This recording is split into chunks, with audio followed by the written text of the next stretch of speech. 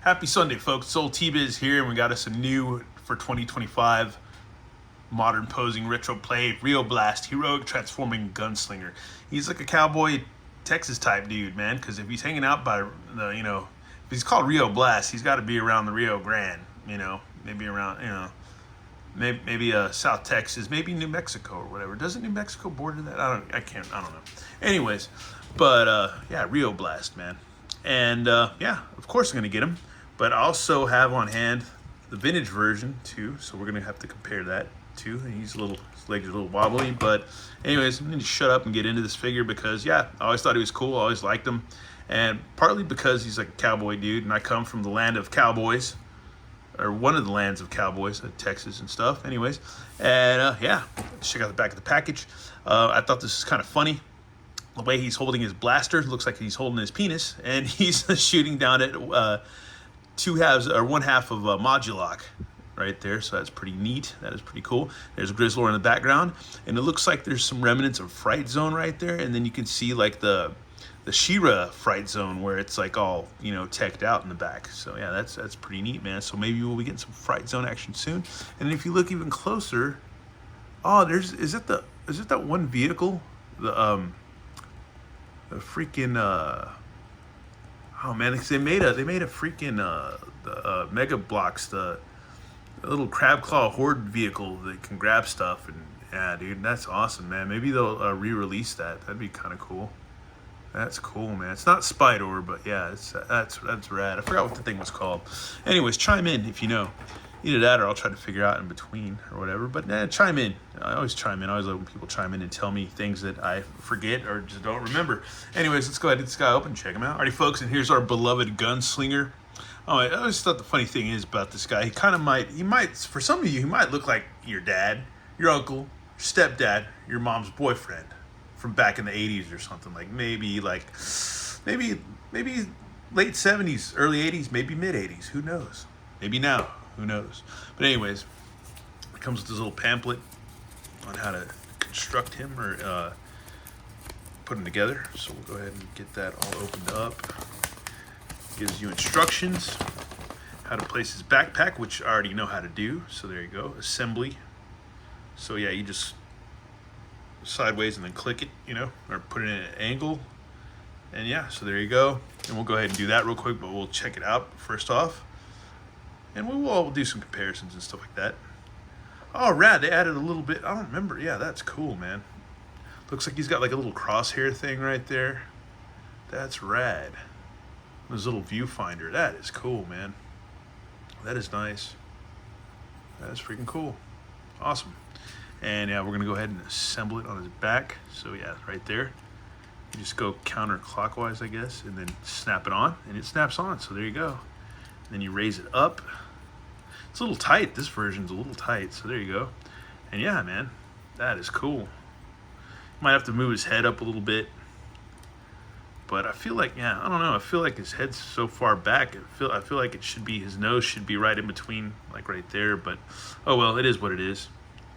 But other than that, that's rad. So that's awesome. And I feel like he came out around the same time as like Rock On and Stondar and good old Snout Spout. So remember, I think my cousin had him. I don't think I did, but I think my cousin had him at the time. I have him now. Oh, we got to peg in his little tubers. Or do they come out? I guess they pop out, but we'll got to peg them in. He's got his tubers. His little cybernetic tuber things. And yeah, man, this is neat. He's got a chest gun. I think, I don't know if IG-88, I remember reading the Bounty Hunter Wars from Star Wars, and there was a character, or Boba Fett, yeah, the Boba Fett prototype, he's supposed to have a chest gun that popped out like that, so it's kind of Boba Fettish or whatever. But there was also a character in the Bounty Hunter Wars that had like a thing that could open up on his chest with a gun and stuff like that. If you ever read the Bounty Hunter Wars trilogy, which featured Dengar, Bossk, and good old Boba Fett. Anyways, that's cool, man. You can see all these kind of like wires and circuits and stuff in there and machines. So he's like a cyborg type guy. Good old rootin' tootin', good old Rio Blast. But yeah, that's awesome. There's his arm blasters. That is freaking awesome. And then you can see also too, there's some sculpted circuits and stuff like that right there. and then they can just fall back in under cover, so he doesn't look like he's like bearing any arms. And then he's ready to go, man. He's ready to light you up, man. Oh my God. Light some suckers up. And then his knee guns, or his, yeah, okay, and there's some more added sculpting of circuits and stuff like that too right there. And his knee guns, or his thigh guns, whatever you want to call them. And he's got his chaps, his boots.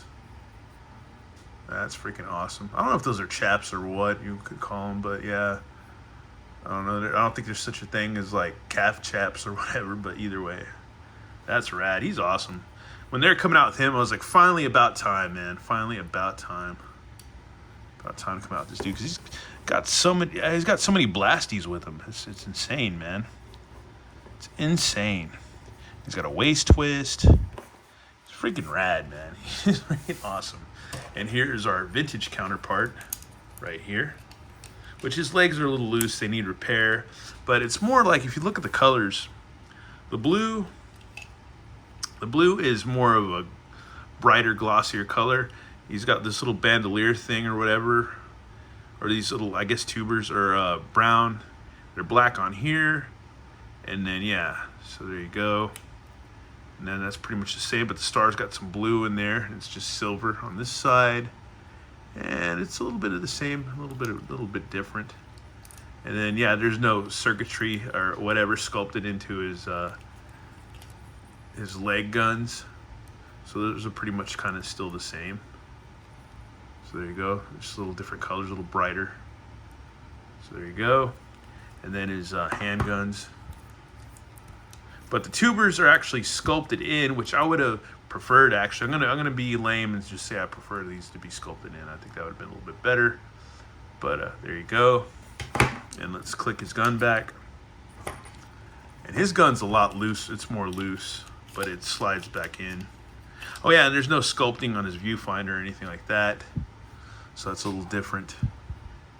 If you look closely, it's a little different. A little different, man. So yeah, there you go. That's cool, or interesting to know. And yeah, man, no sculpting inside here in his forearms.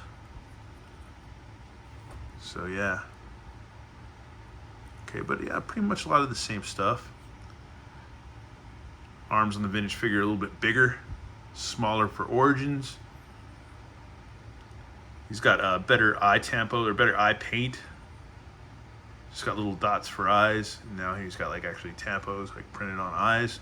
So that's cool. He's got some nice baby blue eyes, or nice blue eyes. But anyways, yeah, it's freaking rad. Freaking cool figure. Cool either way. Either we're in the vintage style or Origins. It's freaking, there's two of us. There can only be one Rio Blast, buddy. And that's me, the vintage version. But no, I'm the Origins Rio Blast. I got so much updated circuitry and gizmos and doohicks. Oh, there can only be one, buddy. And we can even have him ready to face off with good old Modulok and Grizzlord, just like on the box, man. So that's pretty cool, too. I love this Modulok. Oops, sorry. You are down for the count.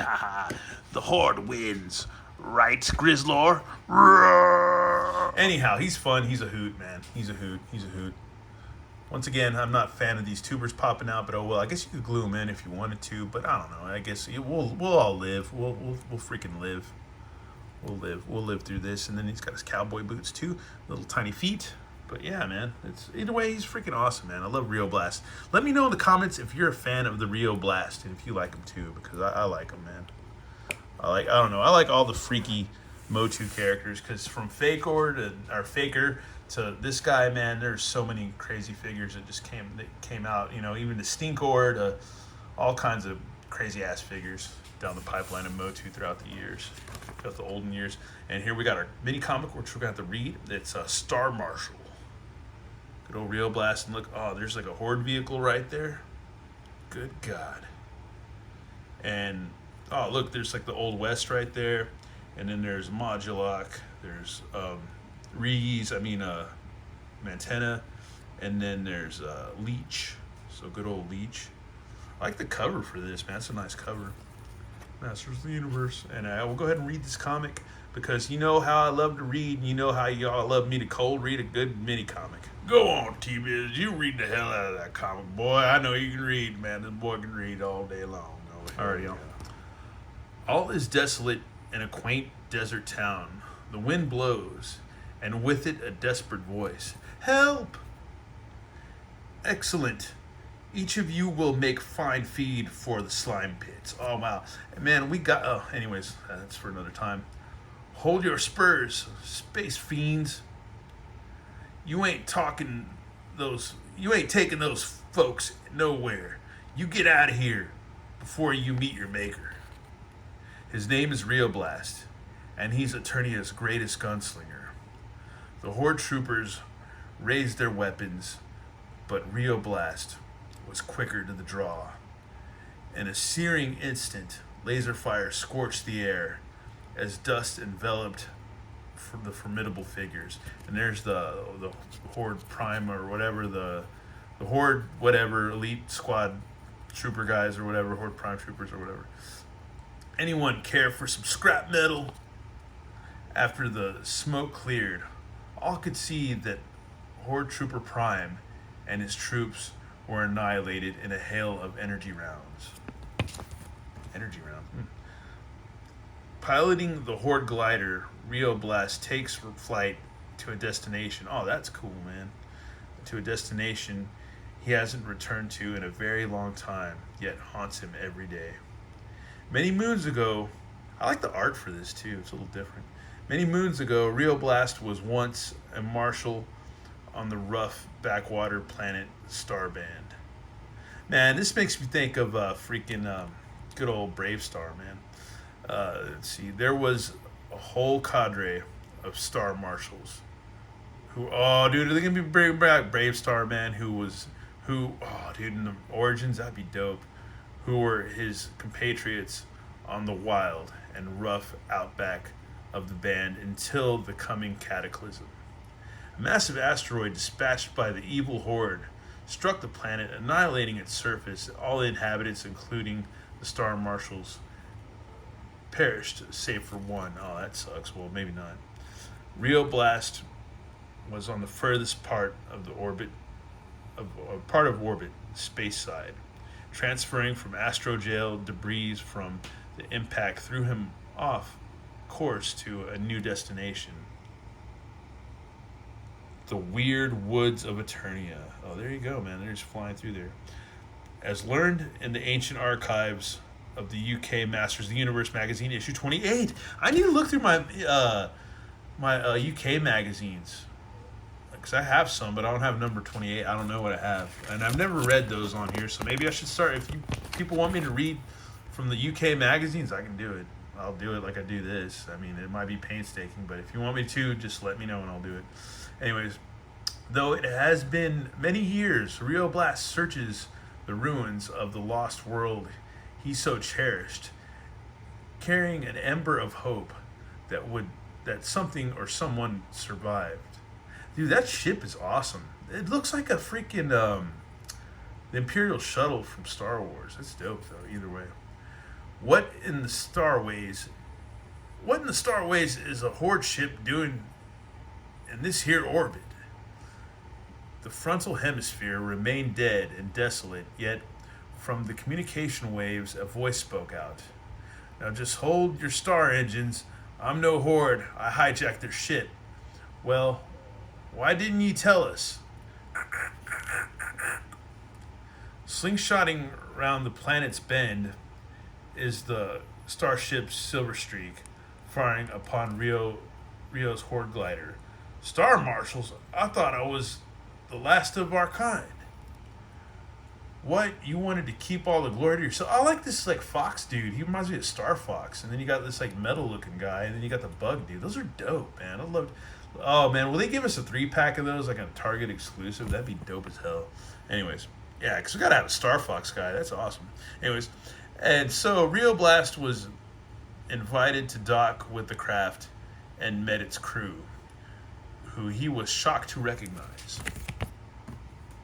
After years of anguish, Rio Blast was shocked to learn that it was the front half of the Starband which was destroyed, while the back half survived.